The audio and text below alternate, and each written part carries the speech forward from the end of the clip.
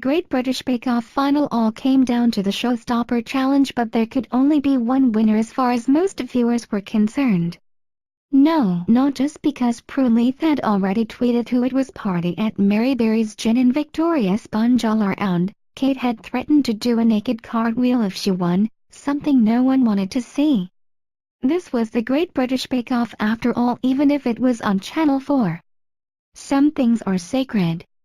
Scroll down for video. As for Steven, he was such a smug egomaniac, he would have been unbearable if he'd won. Even more unbearable. Thank heavens there was a third candidate and we could all join Prue Leith in cheering. Bravo Sophie. It's hard to say whether Sophie deserved her place in the GBBO Hall of Fame alongside Nadia Hussain, Frances Thingy and the other 5 winners. What we know for sure is that Stephen Carter Bailey was third last.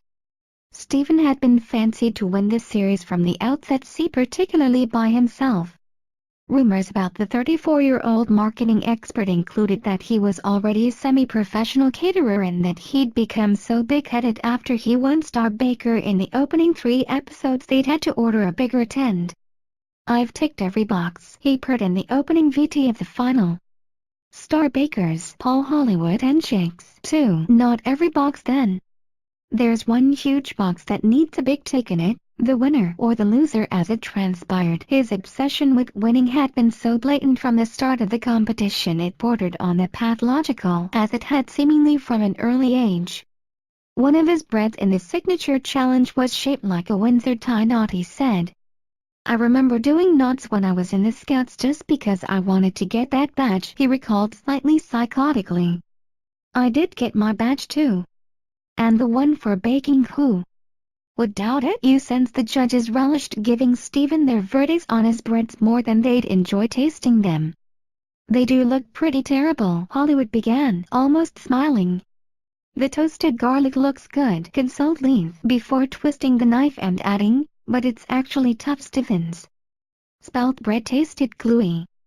Not ideal. To his credit, Stephen revived his chances by winning the technical challenge. "A very good ginger biscuit," Prue concluded. "Aren't they all?" The result: 1. Stephen 2. Sophie 3. Kate, was an exact reverse of the signature challenge and meant the whole series came down to the Showstopper. An incredible coincidence. Sophie's second place in the signature effectively represented a moral victory. "Bread, bread, bread, I hate bread," she had wailed about the Achilles heel from the early rounds. Kate ran out of time icing her ginger, as it were, but on the plus side came up with the best line of the night in the process, funnier than anything by Noel Fielding when she told him, "I literally can't give you eye time right now unless you're a biscuit making." An instrument in the final challenge was, Hollywood boasted, the most unforgiving showstopper in Bake Off history. Certainly in Channel 4's Bake Off history anyway. "An instrument, as we all know, is a thing that Sandy knows about," Fielding joked. Toxvig explained an instrument was a light multi-layered cake originally served as a dessert between courses C, including before dessert. You imagined. The finalists had 5 hours to create an instrument with a minimum of 5 elements, as is his wont. Stephen elected to do more, 14, including caramelized bananas with rum, raspberry coulis, siami brownie, chocolate mousse, and hazelnut genoise, for his yin-yang instrument. Yin-yang is a representation of light and dark, and the two can't exist without one another, Stephen proclaimed deeply. One half of his cake, the yin, would have a mirror glaze with a northern light streak, and the other one, the yang, warm chocolate sprayed onto the frozen surface so it looks like velvet. Reality was somewhat different. It looked more like a very large blue hockey puck. The mirror glaze hadn't set properly, let alone looked like the northern lights, so when the cake was cut the blue coloring leaked down into the layers inside. "Yuck as for the 14 elements," Hollywood declared. "If I were to close my eyes and eat that, to me it's a chocolate mousse with a bit of banana in it. It's very rich and sweet," Leith concluded more bluntly. "I don't think you'd be able to eat a lot of it." This seemed a pretty basic requirement on the Great British Bake Off. The looks of dismay on Stephen's face as Kate and Sophie presented theirs were a picture. See, better than his instrument anyway. I'd eat that all day. Hollywood enthused about cakes which featured a user's zester noise, white chocolate Bavarois, and coconut decors decorated with shards of black sesame twirls and dragon fruit dice. Don't try this at home. Meringue and coconut is a stroke of genius, guessed Prue Leith. This combination at the heart of Sophie's recipe was even more outlandish. You're talking about lemon and lavender, Paul Hollywood spluttered, as if Sophie was serving lavender and gravy. Ode to the Honeybee was certainly a showstopper. A marbled white chocolate mirror glazed instrument with an orange blossom sponge, a blackberry jelly, a caramelized honey custard, a lemon curd, a white chocolate and lavender mousse oven. Cutting into it impressed Hollywood.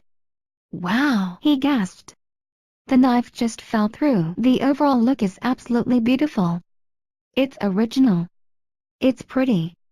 The marbling is absolutely stunning, confirmed Leith when she tasted it. It was so good she actually turned her head away with a shiver. That is amazing. Lemon and lavender has got to be the new taste. This was some compliment coming from her. Leith was as eminent in the world of cooking as she was poorly regarded on Twitter. Sophie had shown quiet determination, resorting to her experience in the forces.